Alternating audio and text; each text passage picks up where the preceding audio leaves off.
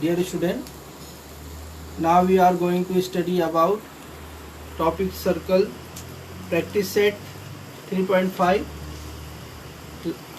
Question number 4 and 5। इसके पहले हमने क्वेश्चन नंबर 1 और क्वेश्चन नंबर 2 सॉल्व किया था, और क्वेश्चन नंबर 3 जो है फिल वक्त जो है वो ओमिटेड हुआ है, रिड्यूस हुआ है, लेकिन क्वेश्चन नंबर 4 और क्वेश्चन नंबर 5 अभी सिलेबस में मौजूद है। इसलिए दोनों क्वेश्चन को हम अच्छे से सॉल्व करेंगे और इजी क्वेश्चन है और एग्ज़ाम के नुक्ते नज़र से भी ये इम्पोर्टेंट क्वेश्चन है, तो इसको ध्यान से आपको समझना है। ठीक है, देखिए इधर क्वेश्चन नंबर 4 इन फिगर, ये जो फिगर दी हुई है in figure PQ is equal to 6। तो ये जो है ये 6 है, यहाँ से यहाँ तक का डिस्टेंस कितना है 6 है। QR इज इक्वल टू 10, यहाँ से यहाँ तक का जो डिस्टेंस है कितना है वो 10 है। Okay, PS is equal to 8, ये 8 है। तो फाइंड TS, हमें TS फाइंड करना है, ये T से S तक का कितना होगा वो फाइंड करना है। ठीक है, तो सबसे पहले मैं देख लो यहाँ पर हमें ये दो कॉर्ड है TS और PQR, ये दोनों सर्कल के कॉर्ड है, और दोनों कॉर्ड जो है बाहर में नुक्ता P पर, पॉइंट P पर इंटरसेक्ट होते हैं। क्या होते हैं? सर्कल के बाहर जो है नुक्ता P पर क्या होते हैं? इंटरसेक्ट होते हैं, दोनों कता होते हैं। तो theorem on the intersecting chord, theorem on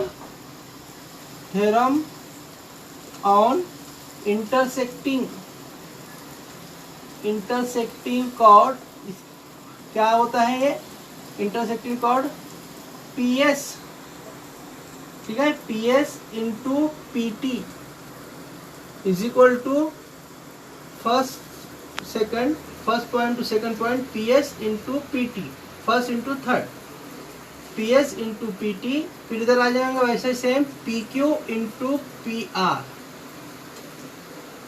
अब इसके अंदर में देखो PS है मालूम है, PT मालूम है, क्या PT मालूम करना है, PQ मालूम है, PQ 6 है, PR मालूम है, क्या P से R तक का डिस्टेंस मालूम नहीं है, उसको पहले हम फाइंड आउट कर लेंगे, है ना।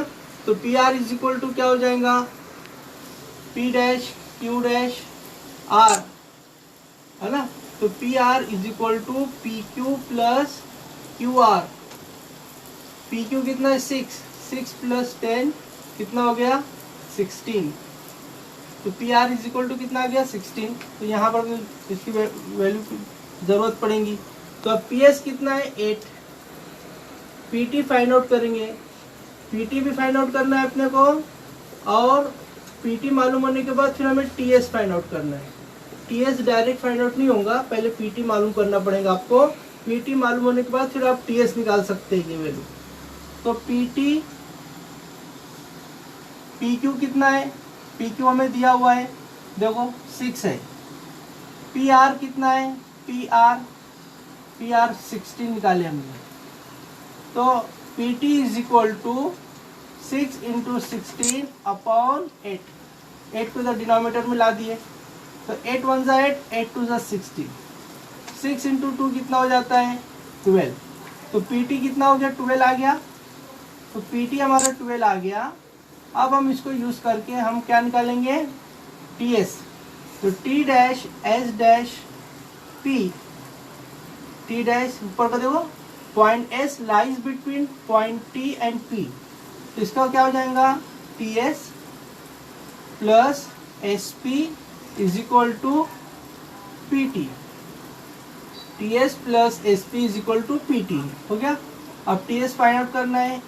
SP कितना है, SP मतलब PS कितना है, PS हमें दिया हुआ है PS 8 है, और PT कितना है, PT हमने 12 निकाले हैं। तो TS is equal to 12 minus 8, ये प्लस 8 इधर आके माइनस हो गया। तो TS इज इक्वल टू कितना आ गया 4। ये हमारा आंसर हो गया कंप्लीट। अब सेकंड क्वेश्चन देखना है। इन फिगर सेगमेंट EF, जो EF है ना, ये EF जो है वो क्या है, डायमीटर है, डायमीटर ऑफ द सर्कल है। EF diameter of the circle है, and DF is a tangent, D F क्या है, टेंजेंट है, is a tangent segment. The radius of the circle is R, radius of the circle is R है, मतलब E H R होगा, H से F भी R होगा, है ना। तो ई एफ कितना हो जाएगा, देख लो ई एफ कितना हो गया, E F is equal to 2r, है ना। Diameter of the circle, diameter of the E F क्या है, diameter, diameter of the circle कितना हो गया, ई एफ 2r हो गया। अच्छा हमें प्रूफ क्या करना है, proof that D E into G E is equal to 4r square. इस तरह की हमें इक्वेशन प्रूफ करने का है। डी ई इंटू, देखो डी का है, D E into G E is equal to 4r square. इसको हमें प्रूफ करने का है।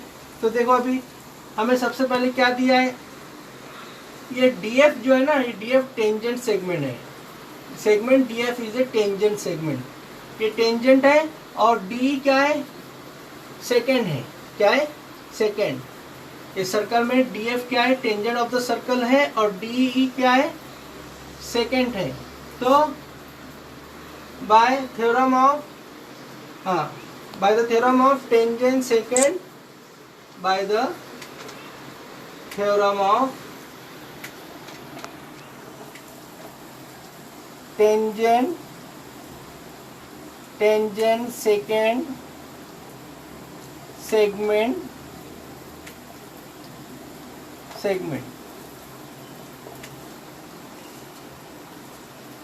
tangent secant segment, या by the इस तरह से लिखेंगे हम, by the tangent secant segment theorem, इस तरह हो जाएगा। तो क्या हो जाएगा वो, D F square is equal to, ये टेंजेंट का स्क्वायर करते हैं ये थ्योरम के अंदर, टेंजेंट का स्क्वायर, और बाद में इधर जो सेकेंड है तो उसमें क्या होगा, D G, first to second point, D G into D E. ठीक है, तो मैं क्या लिखूंगा, डीई पहले लिखता हूँ, डीई इंटू डी जी लिखा, first third first second. Okay, इसको इक्वेशन नंबर क्या देता हूँ मैं, फर्स्ट देता हूँ। D F square is equal to D E into D G, हो गया। अब देखो यहाँ पर ई एफ जो है, ई एफ क्या है, ई एफ परपेंडिकुलर है इसके ऊपर टेंजेंट, है ना, क्योंकि ये रेडियस ऑफ द सर्कल है, रेडियस ऑफ द सर्कल और टेंजेंट एक दूसरे पर क्या होते हैं, परपेंडिकुलर होते हैं। तो E F perpendicular to D F है, परपेंडिकुलर मीन्स उसका measure of angle E F D या डी एफ ई कितना हो जाएगा, 90 डिग्री, कितना, 90 डिग्री, तो 90 डिग्री हो गया। तो ये जो ट्राइंगल है डी ई एफ में, ये राइट एंगल ट्राइंगल हो गया, और राइट एंगल थ्योरम में आप पाइथागोरस थ्योरम लगा सकते हैं। In triangle D F E by Pythagoras theorem, Pythagoras theorem, Pythagoras का मसला है ना, फिथागोरस का मसला क्या हो जाएगा, हाँ, D E square, square of hypotenuse. तो इसको, ये कौन है, ये क्या है, हाइपोटेनस है, D, D square is equal to, हाँ, D F square plus E F square. ठीक है, square of hypotenuse is equal to the sum of square of remaining two side. तो दो साइड कौन कौन से बच गए, डी एफ और ई एफ, तो D F square plus E F square. अब देखो डी ई स्क्वायर, अच्छा, तो डी एफ की वैल्यू जो है ना, ये डी एफ की वैल्यू हमने पहले निकाले हैं, क्या है वो, डी ई इंटू डी जी, है ना, ये वैल्यू रख दिया, प्लस ई एफ स्क्वायर। अच्छा, ई एफ की वैल्यू हम पहले निकाल चुके हैं, ई एफ की वैल्यू कितनी है, हाँ, इसको 1 दे देंगे, और इसको हम कितना दे देंगे, 2 दे देंगे। तो यहाँ पर ई एफ की वैल्यू 2r रख देंगे, और डी एफ की वैल्यू हमने ये रख दी है। अब ये ब्रैकेट स्क्वायर डालना पड़ेगा, और यहाँ पर मुझे लिखना है from equation first and equation second. तो समझ में आएगा कि कैसे आया। अब देखो डी स्क्वायर है ना, अब मैं डी स्क्वायर ये जो है ना ये जो भाग है, ये जो हिस्सा है, इसको इधर ले लेता हूँ, माइनस कर देता हूँ। तो क्या हो जाएगा, D square minus D E into D जी। इसको इधर ले लिया मैंने, तो यहाँ क्या बचा, सिर्फ 2r होल ब्रैकेट स्क्वायर। यहाँ क्या बच रहा है 4, 2 का स्क्वायर 4 और r का स्क्वायर r स्क्वायर। ठीक है। अब देखो यहाँ डी स्क्वायर है माइनस यहाँ डी है, फिर यहाँ एक बार डी और आया, तो दोनों में से एक डी हम कॉमन ले सकते हैं दोनों से, या ये डी स्क्वायर को मैं 2 बार लिखता हूँ, D E into D E minus D E into D G is equal to 4r square. अब देखो यहाँ ये जो d है ना, इसको मैं कॉमन निकाल लिया। क्या निकाल लिया, कॉमन निकाल लिया d। यहाँ क्या बचेगा, D E minus D G is equal to 4r square. यहाँ से d कॉमन आ गया, तो यहाँ एक d बचा है, डी माइनस डी जी। अब डी ई हाँ इंटू, अब डी माइनस डी जी, आपको अब डायग्राम में देखना पड़ेगा d कहाँ है।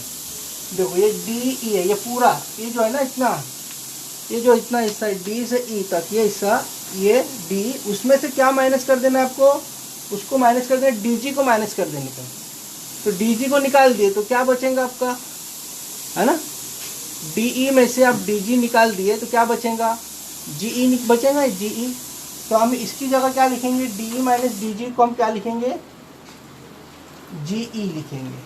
ठीक है, is equal to 4r square.